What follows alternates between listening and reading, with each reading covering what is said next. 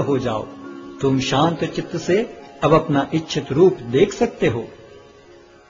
संजय ने धृतराष्ट्र से कहा, अर्जुन से इस प्रकार कहने के बाद भगवान कृष्ण ने अपना असली चतुर्भुज रूप प्रकट किया और अंत में 2 भुजाओं वाला अपना रूप प्रदर्शित करके भयभीत अर्जुन को धैर्य बंधाया। जब अर्जुन ने कृष्ण को उनके आदि रूप में देखा तो कहा, हे जनार्दन, आपके इस अति सुंदर मानवीय रूप को देखकर मैं अब स्थिर चित्त हूँ और मैंने अपनी प्राकृत अवस्था प्राप्त कर ली है। श्री भगवान ने कहा, हे अर्जुन, तुम मेरे जिस रूप को इस समय देख रहे हो उसे देख पाना अत्यंत दुष्कर है। यहाँ तक कि देवता भी इस अत्यंत प्रिय रूप को देखने की ताक में रहते हैं। तुम अपने दिव्य नेत्रों से जिस रूप का दर्शन कर रहे हो उसे न तो वेदाध्ययन से, न कठिन तपस्या से, न दान से, न पूजा से ही जाना जा सकता है। कोई इन साधनों के द्वारा मुझे मेरे रूप में नहीं देख सकता। हे अर्जुन, केवल अनन्य भक्ति द्वारा मुझे उस रूप में समझा जा सकता है जिस रूप में मैं तुम्हारे समक्ष खड़ा हूँ, और इसी प्रकार मेरा साक्षात दर्शन भी किया जा सकता है। केवल इसी विधि से तुम मेरे ज्ञान के रहस्य को पा सकते हो। हे अर्जुन, जो व्यक्ति सकाम कर्मों तथा मनोधर्म के कलमश से मुक्त होकर मेरी शुद्ध भक्ति में तत्पर रहता है, जो मेरे लिए ही कर्म करता है, जो मुझे ही जीवन लक्ष्य समझता है और जो प्रत्येक जीव से मैत्री भाव रखता है, वह निश्चय ही मुझे प्राप्त करता है।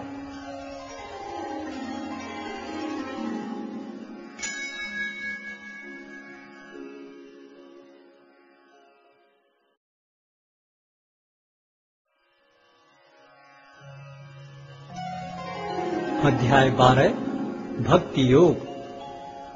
अर्जुन ने पूछा, जो आपकी सेवा में सदैव तत्पर रहते हैं या जो अव्यक्त निर्विशेष ब्रह्म की पूजा करते हैं, इन दोनों में से किसे अधिक पूर्ण माना जाए? श्री भगवान ने कहा, जो लोग अपने मन को मेरे साकार रूप में एकाग्र करते हैं और अत्यंत श्रद्धा पूर्वक मेरी पूजा करने में सदैव लगे रहते हैं, वे मेरे द्वारा परम सिद्ध माने जाते हैं। लेकिन जो लोग अपने इंद्रियों को वश में करके तथा सबों के प्रति संभाव रखकर परम सत्य की निराकार कल्पना के अंतर्गत उस अव्यक्त की पूरी तरह से पूजा करते हैं, जो इंद्रियों की अनुभूति के परे है, सर्वव्यापी है, अकल्पनीय है, अपरिवर्तनीय है, अचल तथा ध्रुव है, वे समस्त लोगों के कल्याण में संलग्न रहकर अंततः मुझे प्राप्त करते हैं। जिन लोगों के मन परमेश्वर के अव्यक्त निराकार स्वरूप के प्रति आसक्त हैं, उनके लिए प्रगति कर पाना अत्यंत कष्टप्रद है। देहधारियों के लिए उस क्षेत्र में प्रगति कर पाना सदैव दुष्कर होता है। जो अपने सारे कार्यों को मुझ में अर्पित करके तथा अविचलित भाव से मेरी भक्ति करते हुए मेरी पूजा करते हैं और अपने चित्तों को मुझ पर स्थित करके निरंतर मेरा ध्यान करते हैं, उनके लिए हे पार्थ, मैं जन्म मृत्यु के सागर से शीघ्र उद्धार करने वाला हूँ। मुझ भगवान में अपने चित्त को स्थिर करो और अपनी सारी बुद्धि मुझ में लगाओ। इस प्रकार तुम निस्संदेह मुझ में सदैव वास करोगे। हे अर्जुन, हे धनंजय, यदि तुम अपने चित्त को अविचल भाव से मुझ पर स्थिर नहीं कर सकते तो तुम भक्ति योग के विधि विधानों का पालन करो। इस प्रकार तुम मुझे प्राप्त करने की चाह उत्पन्न करो। यदि तुम भक्ति योग के विधि विधानों का भी अभ्यास नहीं कर सकते तो मेरे लिए कर्म करने का प्रयत्न करो, क्योंकि मेरे लिए कर्म करने से तुम पूर्ण अवस्था को प्राप्त होगे। किंतु यदि तुम मेरे इस भावनामृत में कर्म करने में असमर्थ हो तो तुम अपने कर्म के समस्त फलों को त्याग कर कर्म करने का तथा आत्मस्थित होने का प्रयत्न करो। यदि तुम यह अभ्यास नहीं कर सकते तो ज्ञान के अनुशीलन में लग जाओ।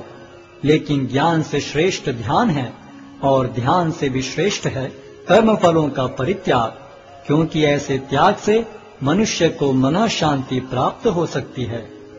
जो किसी से द्वेष नहीं करता लेकिन सभी जीवों का दयालु मित्र है, जो अपने को स्वामी नहीं मानता और मिथ्या अहंकार से मुक्त है, जो सुख दुख में समभाव रहता है, सहिष्णु है, सदैव आत्मतुष्ट रहता है, आत्म संयमी है, तथा जो निश्चय के साथ मुझ में मन तथा बुद्धि को स्थिर करके भक्ति में लगा रहता है, ऐसा भक्त मुझे अत्यंत प्रिय है।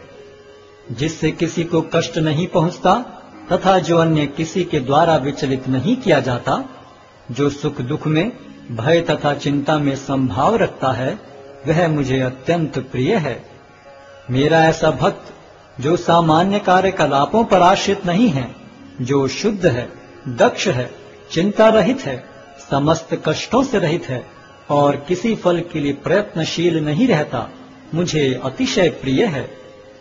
जो न कभी हर्षित होता है, न शोक करता है, जो न तो पछताता है, न इच्छा करता है, तथा जो शुभ तथा अशुभ दोनों प्रकार की वस्तुओं का परित्याग कर देता है, ऐसा भक्त मुझे अत्यंत प्रिय है। जो मित्रों तथा शत्रुओं के लिए समान है, जो मान तथा अपमान, शीत तथा गर्मी, सुख तथा दुख, यश तथा अपयश में संभाव रखता है, जो दूषित संगति से सदैव मुक्त रहता है, जो सदैव मौन और किसी भी वस्तु से संतुष्ट रहता है, जो किसी प्रकार के घर बार की परवाह नहीं करता, जो ज्ञान में दृढ़ है और जो भक्ति में संलग्न है, ऐसा पुरुष मुझे अत्यंत प्रिय है। जो इस भक्ति के अमर पथ का अनुसरण करते हैं और जो मुझे ही अपना चरम लक्ष्य बनाकर श्रद्धा सहित पूर्ण रूपेण संलग्न रहते हैं, वे भक्त मुझे अत्यधिक प्रिय हैं।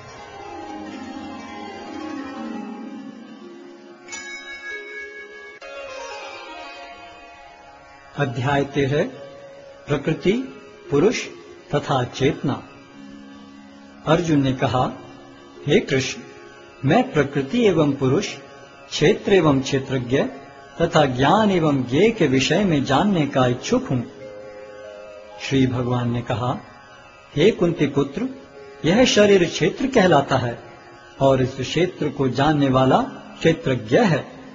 हे भरतवंशी, तुम्हें ज्ञात होना चाहिए कि मैं भी समस्त शरीरों में ज्ञाता भी हूँ और इस शरीर तथा इसके ज्ञाता को जान लेना ज्ञान कहलाता है, ऐसा मेरा मत है।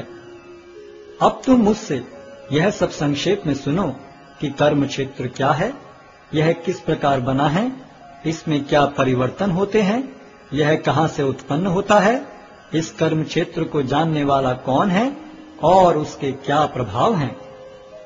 विभिन्न वैदिक ग्रंथों में विभिन्न ऋषियों ने कार्यकलापों के क्षेत्र तथा उन कार्यकलापों के ज्ञाता के ज्ञान का वर्णन किया है। इसे विशेष रूप से वेदांत सूत्र में कार्य कारण के समस्त तर्क समेत प्रस्तुत किया गया है। पंच महाभूत, अहंकार, बुद्धि, अव्यक्त, 10 इंद्रियां तथा मन, 5 इंद्रिय विषय, इच्छा, द्वेष, सुख, दुख, संघात, जीवन के लक्षण तथा धैर्य, इन सब को संक्षेप में कर्म का क्षेत्र तथा उसकी अंतःक्रियाएं कहा जाता है।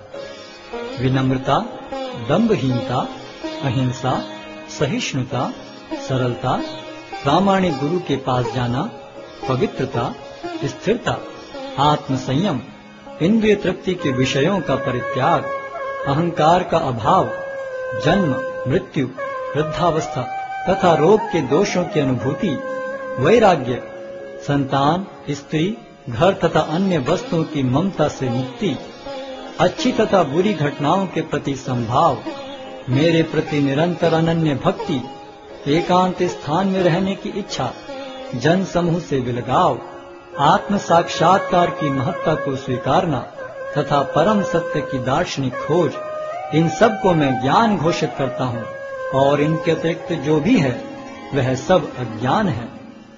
अब मैं तुम्हें ज्ञेय के विषय में बतलाऊंगा, जिसे जानकर तुम नित्य ब्रह्म का आस्वादन कर सकोगे। यह ब्रह्म या आत्मा जो अनादि है और मेरे अधीन है, इस भौतिक जगत के कार्य कारण से परे स्थित है। उनके हाथ, पांव, आंखें, सिर तथा मुंह तथा उनके कान सर्वत्र हैं। इस प्रकार परमात्मा सभी वस्तुओं में व्याप्त होकर अवस्थित है। परमात्मा समस्त इंद्रियों के मूल स्रोत हैं, फिर भी वे इंद्रियों से रहित हैं। वे समस्त जीवों के पालन करता होकर भी अनासक्त हैं। वे प्रकृति के गुणों से परे हैं, फिर भी वे भौतिक प्रकृति के समस्त गुणों के स्वामी हैं। परम सत्य जड़ तथा जंगम समस्त जीवों के बाहर तथा भीतर स्थित हैं। सूक्ष्म होने के कारण वे भौतिक इंद्रियों के द्वारा जानने या देखने से परे हैं। यद्यपि वे अत्यंत दूर रहते हैं, किंतु हम सबों के निकट भी हैं। यद्यपि परमात्मा समस्त जीवों के मध्य विभाजित प्रतीत होता है, लेकिन वह कभी भी विभाजित नहीं है। वह एक रूप में